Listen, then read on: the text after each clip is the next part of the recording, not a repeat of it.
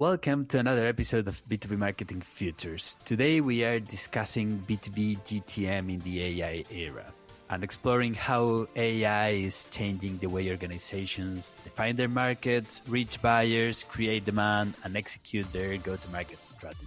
AI is giving teams the ability to analyze audiences, develop content, personalize campaigns, and test new ideas faster than ever, but it's also creating new challenges. GTM teams are being asked to do more. Competition for attention is increasing really fast, and ability to test new tools can make it harder, not easier, to stay focused. In this episode, we'll explore whether AI is helping organizations make better strategic decisions or simply increasing volume of activity. But before we begin, I'd love for our guests to introduce themselves and share a bit about their backgrounds and current focus. Sure. Thank you for having me back. Really appreciate it. I'm Lauren Lewin, founder of The Nervous System, which is a strategy and operations consultancy that helps growth stage companies build the go-to-market infrastructure and AI-enabled operating models that turn strategy into measurable outcomes. So happy to be here again. Thank you so much, Lauren. Welcome. Hi, so excited to be here. I'm Allie Collins. I'm the Chief Marketing Officer at BetterWorks. We're a performance management and talent intelligence company that's all about taking goals, strategy, and aligning it to business outcomes. So I'm excited to talk about my role in marketing and how that relates to better performance across the business. So excited to be here.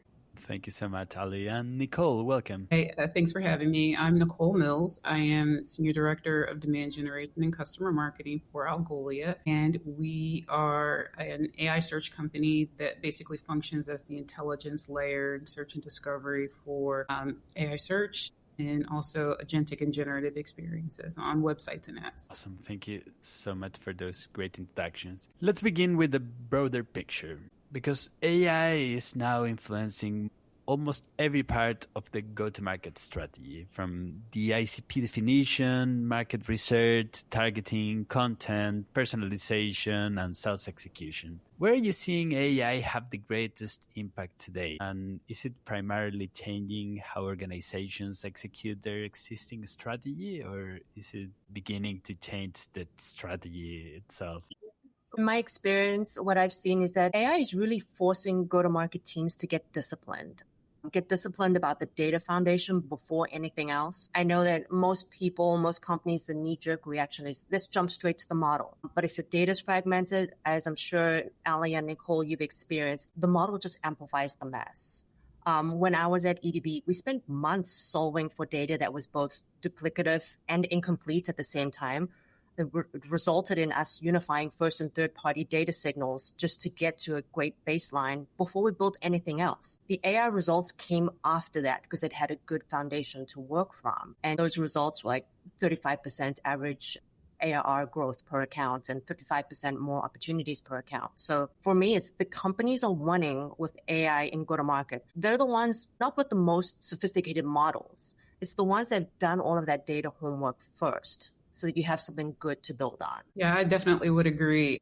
It's still that junk in, junk out adage. If your inputs aren't clean, it's the quality of your data, the structure of your data. If you're starting out with a mess, there's nothing that AI is going to do to improve the quality of your input. Of course, I mean, I work for an AI native company and, we do have things like data transformation, things like that. But again, it's the base input of what you have accumulated at your company and what you are introducing to the model that's going to inform the output that you're able to get.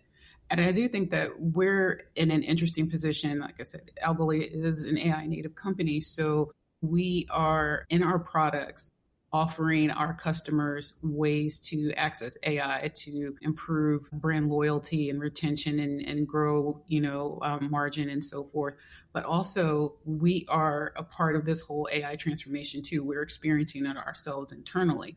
And so I see a really pervasive effect of AI across all of our work streams, from how people are ideating and iterating in new product introduction on the go-to-market side, how we are approaching our workflows and how can we get to market faster? How can we ingest more of the data signals that we're getting, and so that we can, adjust our campaigns and our strategies more quickly, be more agile, be more responsive. But there is absolutely early, I don't want to say grumblings, but early feedback from the teams. I had one person who is over paid media for my team. And she says, sometimes I feel like I have to be a bootleg developer, these days. And so there's so many different aspects of my job now that just didn't exist 10 years ago. There's a lot that, I can do with these new tools to accelerate work and to experiment. But at the same time, all of that experimentation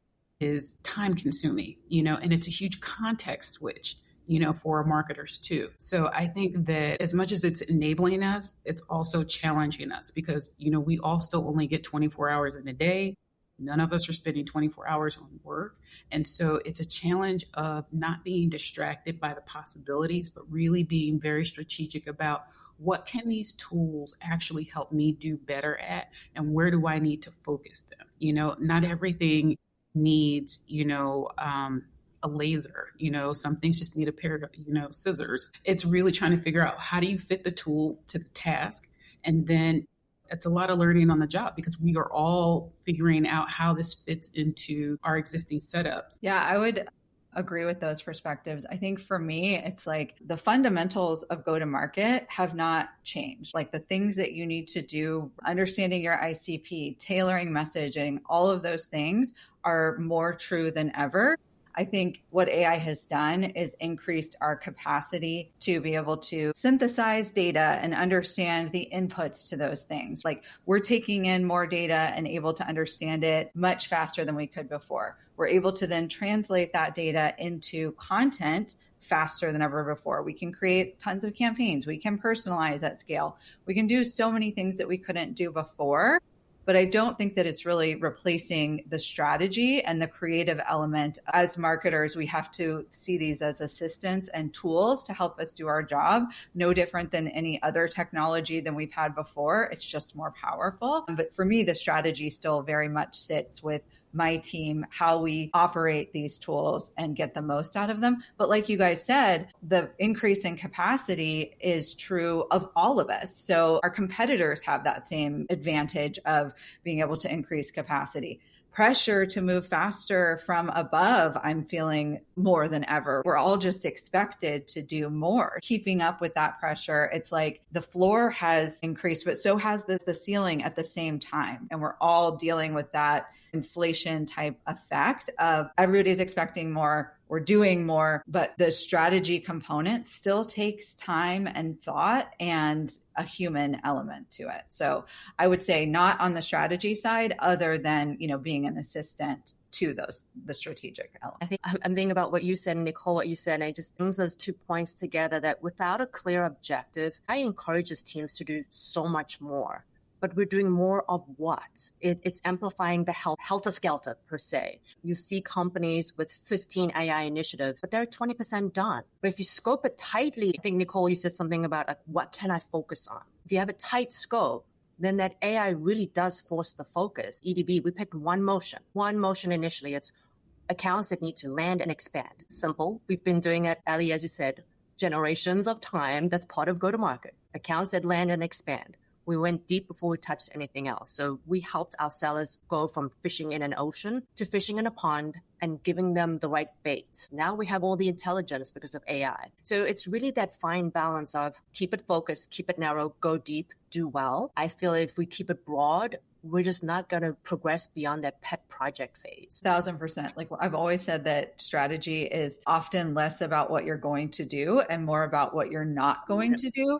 Yes. Being strategic about that. I would say that's like my number one job right now is curating and helping my team prioritize against the goals that we have. So setting an objective, working towards that and being really disciplined, like you said, Lauren, about how we're going to map to that. The AI is giving us the tools to achieve those goals faster, which is great. But if we're not laser focused on that intent that we started with, the scope creep can get crazy and the quality of the outputs can really diminish fast, right? Like I have people from other departments, people on my own team putting things in front of me constantly that I'm going, yeah, definitely AI did this. And so really training the team on how to use the tools in a way that uses AI as an assistant and not as the fast pass to creating slop, right? Like that's such a danger. You're seeing it everywhere. Right now, every LinkedIn post looks exactly the same to me. It's honestly sickening to me at this point. So like getting creative about how we use the tools without turning it into just a formulaic, we're all feeding the AI the same information and outputs. Like it's such a challenge, right? Especially under the pressure of the C-suite telling us like, we should be able to move faster. We should be able to reduce headcount. It's like, yeah, sure, we can do that, but we also have to maintain taste and we have to maintain, a standard of quality that I feel like overall is just slipping in a big way right now. Yeah, I think brand stewardship becomes even more important in this particular era. And I think that we really have to encourage people to really interrogate the output of the LLMs and the different tools that they're using. I do sometimes see what I think is an uncritical use of AI tools, particularly when I get something emailed to me and it's, 17 pages. And I look at it and I go, how much time am I going to spend to distill, what exactly is needed of me, asked of me? What do I need to respond? How much of this is just really something that I can act on? And then I feel like I'm helping people to go back to basics to a certain extent.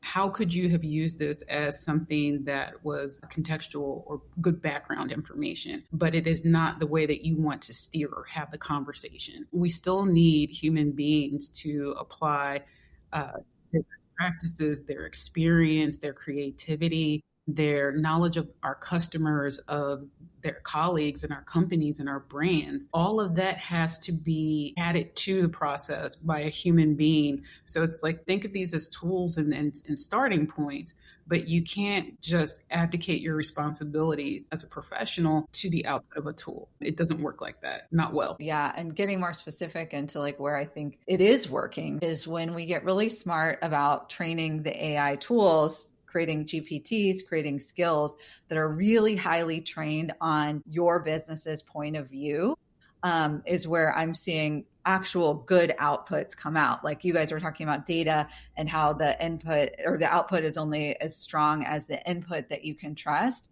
Where I do think that we are starting to see major improvements within my team is getting really smart about training our tools on exactly who our ICP is, exactly how our persona thinks, exactly what conversations with those people sound like, and exactly where our point of view sits relative to how our competition and what their point of view is. So if we can train the AI to really deeply understand those things, then we can arm our team with tools where they can, like you said, create things and interrogate those things against, what we've trained it on.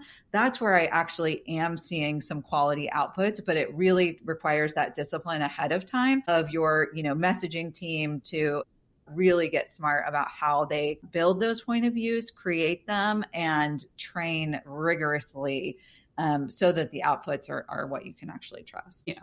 The basics remain the same. I think that's the thing that all of you have mentioned, that you still need to find your ICP. You need to do targeting correctly, messaging, measuring. All the basics are still the same. And then picking probably one channel at a time and start improving and working on that channel until it works. AI for that purpose, but not the other way around. Many times we focus on making the AI work, but without the end in mind. And you mentioned some interesting things about brand and the importance of having your brand, and I think that leads us into that tension that is very inherent in B2B marketing, which is the balance between demand creation and demand capture, right? Mm-hmm. You definitely need to invest in your brand to get results, but search behavior is changing, right? Organic traffic is becoming less predictable. Generative engines are increasingly answering questions directly,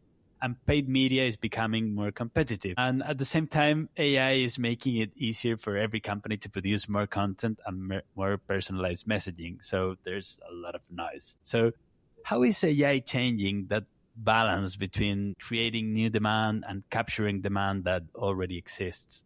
in your case? So as somebody who works on, the full life cycles, I have the new business side with demand gen, and then I have, our expansion side with customer marketing, we are absolutely seeing changes in search behavior and in our audience's behavior. So it's not just us. I think it's, marketers across verticals are seeing a lot less traffic coming to our site, because if you encounter a generative overview on Google, that may satisfy the information that you were looking for with your query, and you don't necessarily feel like you have to click through to additional websites to dig further. Then also, more and more, our audiences are spending a lot of time within Perplexity looking for sources, or they're, having extensive chats with Claude as they, work through, questions and problems. And there right now is a lot of faith, I think, in, the results that are coming out of, those types of agentic experiences and conversations. I think that there will come a point, I suspect, where people are going to go back to double clicking. They're going to want to, like I said, interrogate the output. They're going to want to say, okay, well, let's take a look. You're citing a video and 3 other sources here in this generative overview. I want to actually take a look at this video. I want to actually take a look at the document that is available for download here, because we're going to want to verify to what extent was the summary accurate, or was there something else deeper that I needed to understand that didn't surface in the summary. A summary inherently is going to be a condensed version of something much more, meaningful. And so I think right now we're seeing, people, they're prioritizing their time and they're trusting the output. I think over time, I think that we will start to see, a little bit of a return to, that double click behavior. But I think for right now, on the demand gen side, we're seeing the need to take, take advantage of some of the opportunities. Google has its AI Max program that helps you from a paid perspective also surface your information, in the same breath that, a generative overview would be available. OpenAI has, programs where, there are different spots where you can pop up in addition to just, the information that's coming up in an agentic conversation, with their tools. I think that we're going to see more opportunities from different platforms as, they're interested in monetizing those conversations, those agentic conversations. But we are definitely seeing a change in, user behavior, and we're seeing a change in how people are seeking to get information. And so that's requiring us to be, I think it's not about dumping a ton of content, into the marketplace. I think it's about being very, very clear on your brand, your products, who you serve, why, what the value is of your company. I think it is right now more important to get very tight on, your reasons to believe, as opposed to trying to flood the market so that you can pop up everywhere. Relevance is really important. And so I think, it takes us back to the early days of SEO where, there were a lot of, really dirty, practices, loading keywords, onto websites and hiding them and things like that. And, we got to the point where there were, best practices, for SEO. We're going to be we're in that same sort of early days in terms of AEO and GEO also. And so I think that, this does get back to, we do have a foundation for what are ethical, relevant, and valuable ways to engage your audience. You have to be thinking really hard about how does your brand show up credibly, in the marketplace. 100%.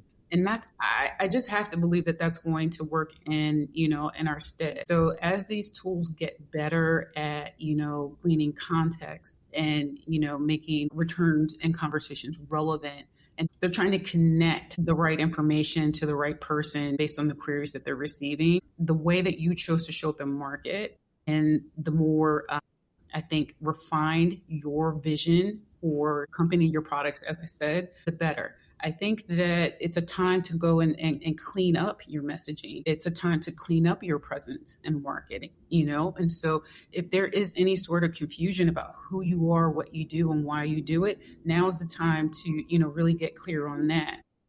Yeah.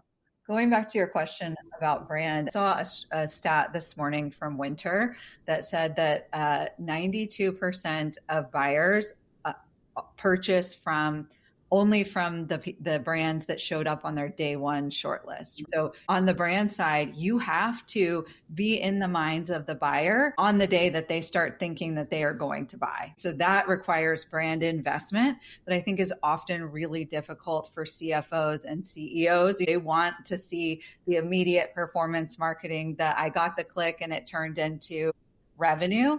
That's not how buyers are buying anymore. And one way that we're investing in that is on the AEO, GEO side. We believe that buyers are no longer searching performance management software, find me performance management software. They're searching in the LLMs saying things like, I'm a hospital with 5,000 employees. I'm looking for a performance management software that can solve problem 1, XYZ. These are the things that I'm looking for specifically. So we're now writing content that isn't just, here's why we think we're the best performance management software. It's way more detailed than that into here's exactly why we think we're the best performance management software in these specific cases, because I believe that's where search is headed. It's just going to get more and more specific, right? So we've eliminated paid search because we just don't think that buyers or we're seeing that buyers aren't buying that way anymore. And all that we were getting from paid search recently was just branded search, right? Which we can capture with our own brand, with our own organic listings. So we're really focused on those GEO searches that get really specific and creating content around that. I agree with that on creating the mind share and answering that question and creating that space for your brand before it even exists in the user's mind. I think that really is that demand creation is the most interesting opportunity that marketing and brand has with AI.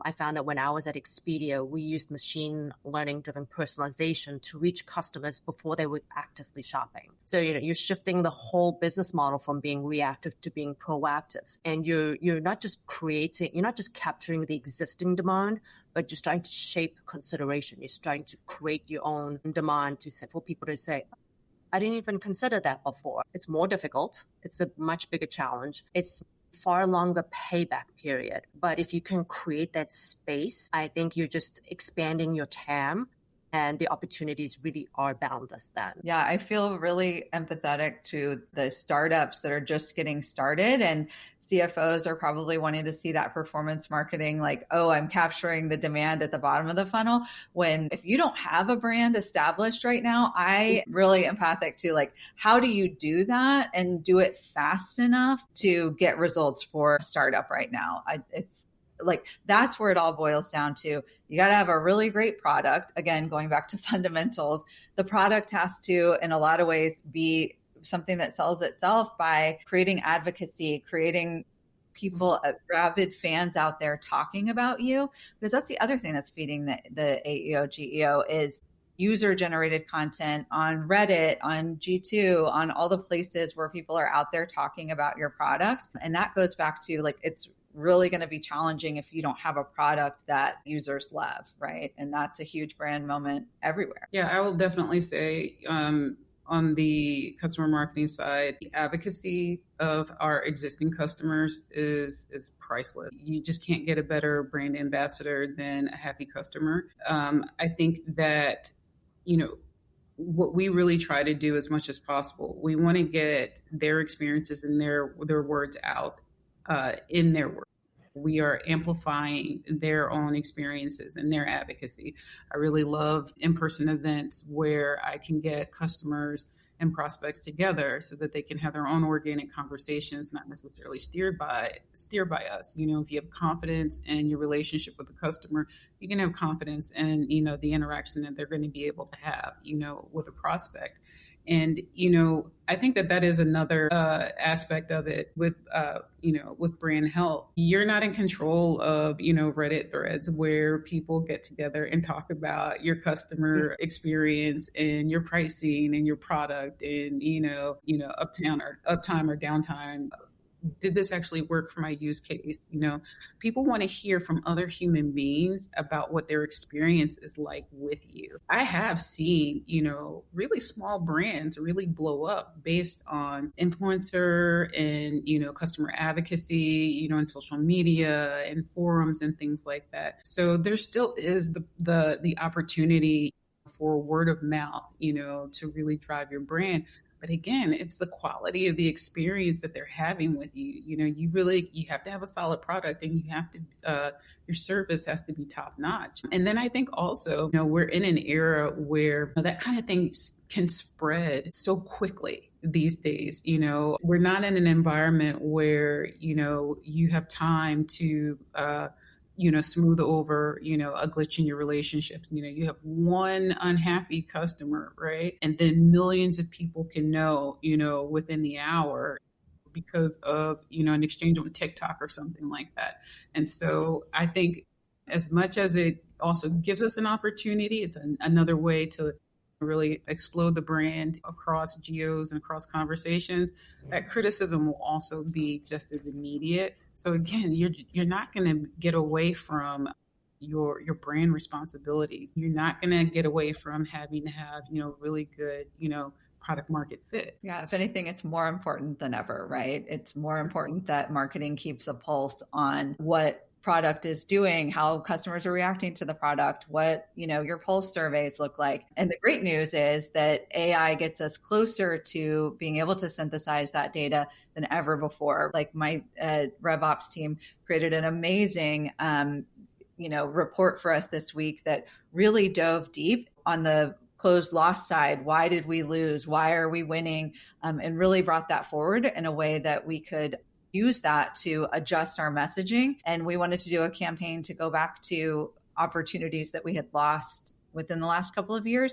We were able to really tailor and personalize messages to those lost opportunities based on that data. AI was able to synthesize that, tell us, here's why we think we lost this. Here's what our point of view is saying today. Here's new features that we've released since we lost this deal. And here's what we should do to go back to them with a fresh message. And we still are using the AE, the human account executive, to go take that information, use it, and craft the right message for the person and customize outreach. But they're really given the best source material that has all been brought together and served up on a silver platter to them, bringing together the data, the insights, and the right message crafted by marketing. That's where it goes back to those AI-based GPTs and skills that I was talking about, where we've trained it on our messaging, we've trained it on our persona.